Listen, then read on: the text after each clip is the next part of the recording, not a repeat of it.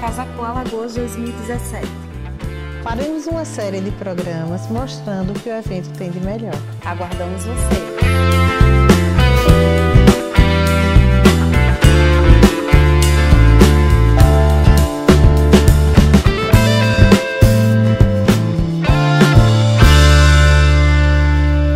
Gente, o nosso cenário hoje é aqui, esse maravilhoso Living com Home do nosso Jadson Amorim.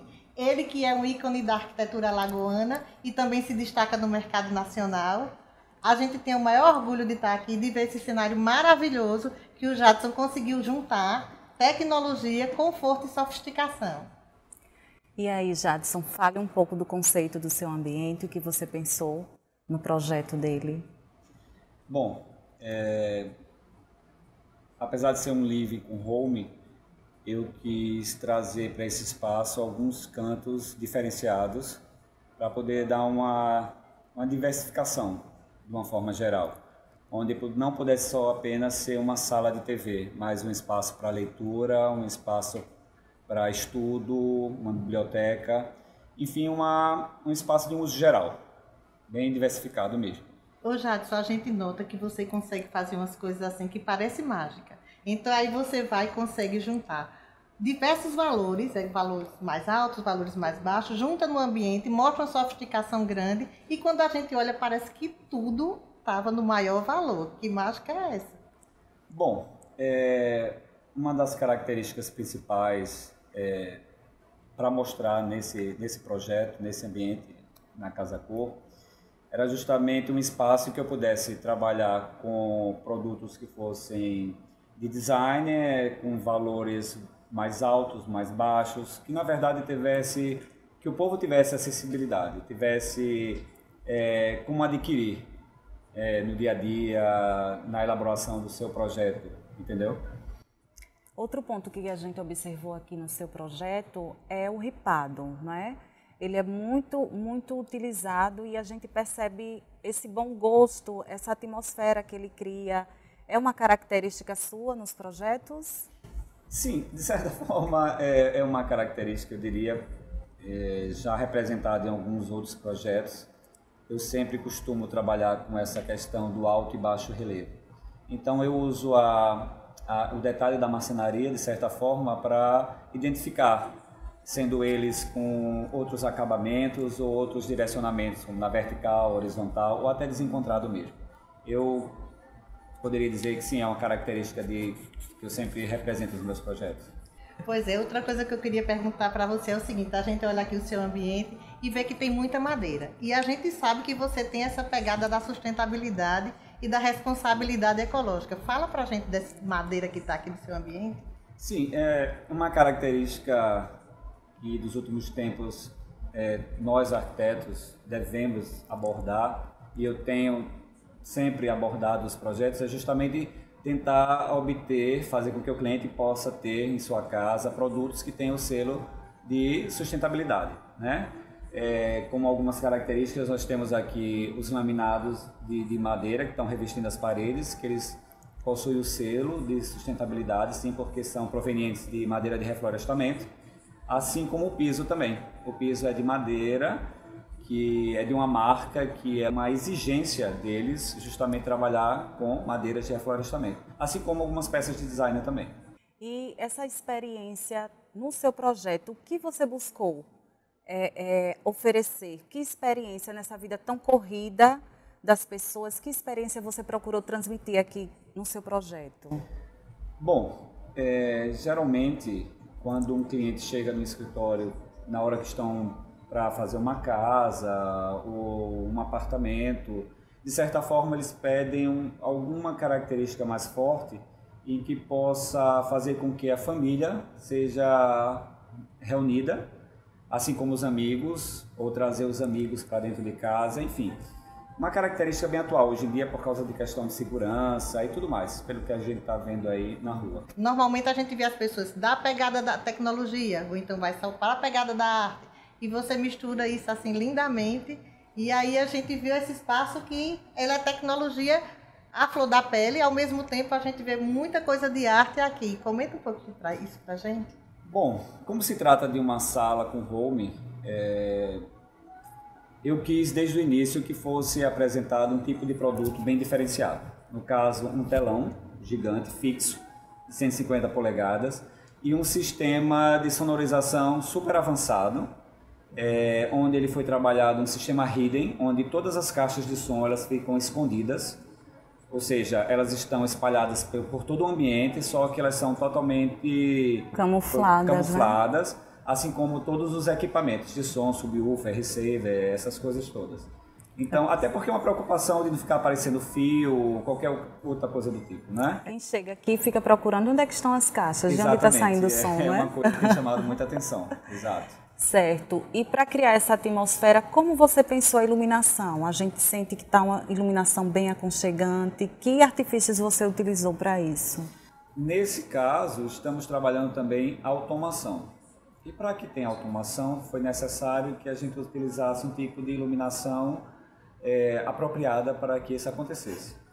A intenção era valorizar as peças de arte, tá? Que é um diferencial nesse projeto, e também fazer com que todo o ambiente ficasse muito aconchegante visualmente, né? E valorizasse os pontos mais principais e centrais do espaço. Então, a questão da iluminação ela foi totalmente planejada para isso, assim como toda a parte de sonorização e vídeo. A gente sente isso aqui no espaço. Está bem aconchegante, ele propicia realmente isso. Jadson, eu e a Aniette, antes de vir de fazer essa entrevista, a gente passou por aqui no seu ambiente, não foi, Aniette? Começamos a olhar e admirar as obras de arte que você selecionou aqui para esse espaço. É muito evidente, assim, a gente acompanhando obra, montagem dos ambientes, e a gente olhava, que peça ótima, de quem será o artista? Então, assim, esse acompanhamento todo, quais são os artistas que você inseriu aqui? Bom, nós temos alguns artistas tipicamente nordestinos.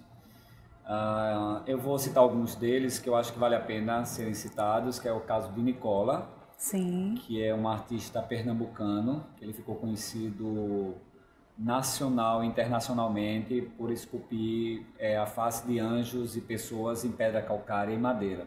É uma peça que realmente vale a pena ressaltar.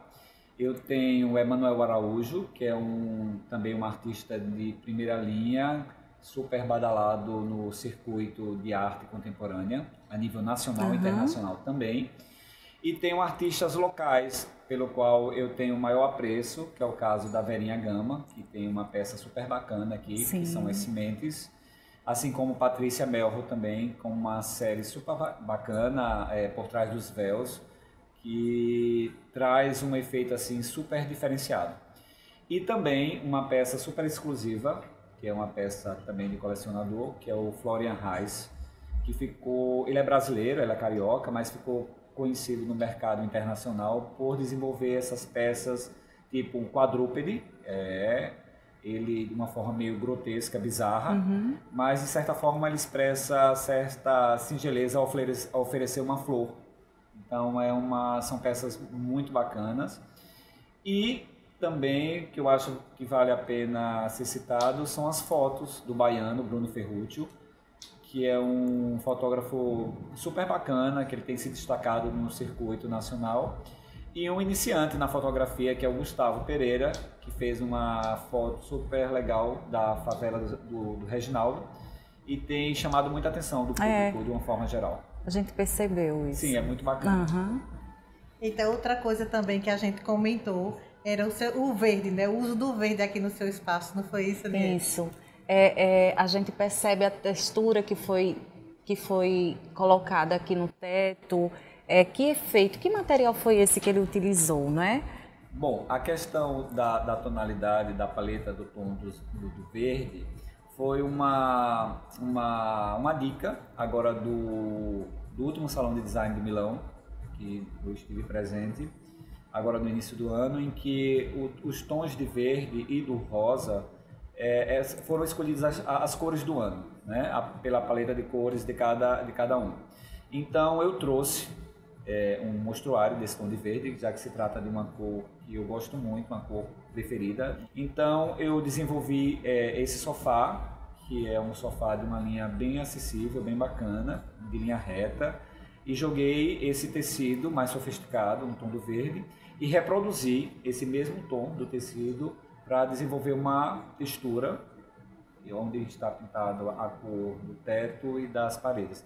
Na verdade, é uma textura, é uma massa que foi aplicada assim aleatório para dar esse efeito mais rústico mesmo. Foi uma característica minha. E ficou muito legal. Minha mesmo. Ficou muito legal. Então dá esse efeito todo manchado, foi realmente proposital. Mais um artifício, né, para você utilizar, né? Um artifício diferenciado. A gente tem que mostrar de alguma forma. Mais uma genialidade, né, do Jadson. E o verde, não é, Magíria? Foi utilizado aqui no estofado, parede, teto, e não ficou cansativo, ficou muito harmônico, forte, não é? Né? Sim. Mesmo assim deu muita harmonia, né? Uma palavra para você resumir o seu projeto. Conforto. Muito perceptível, tecnologia, né? Sustentabilidade, na verdade, uma só palavra seria pouco. Uma dica que você considera valiosa para aplicar, que você aplicou aqui no seu projeto e que pode ser aplicado em outros? Bom, como eu falei a princípio, aqui existem várias situações em que o cliente, ao chegar, o público, ao chegar nesse espaço, ele pode ver, apesar de achar que ele seja totalmente sofisticado ou tudo caro, existem algumas coisas que foram trabalhadas, algumas soluções são bem viáveis. Uma delas é a questão da iluminação. As pessoas perguntam sempre, e esse trilho? E onde é esse trilho? Qual a marca do trilho? Se é caro ou não. Bom, enfim, não é um trilho, foi um rasgo feito no forro de gesso, foram vários rasgos feitos no forro de gesso, onde eu coloquei uma iluminação diferenciada, até de custo bem baixo, e aí eu considerei esse rasgo pintado da mesma cor da luminária, então ela dá esse efeito bacana e é super acessível para o bolso do cliente, claro, e ela dá essa atmosfera bacana com a iluminação, que através da automação eu consigo fazer com que tenha várias cenas e cenários de uma forma real mesmo. Bem bacana. Certo. A gente viu também que em alguns mobiliários você também trouxe um refinamento, um requinte, não é? Em mobiliários que podem ser mais simples, mas aí você deu um refinamento também com um tecido mais glamuroso, não é? Sim. Na verdade, num ano que nós estamos atravessando, um ano de crise na economia, isso envolve muito a nossa profissão, o nosso trabalho, os nossos clientes. Então, através das minhas parcerias, eu tentei buscar aquilo que fosse mais econômico, mais viável.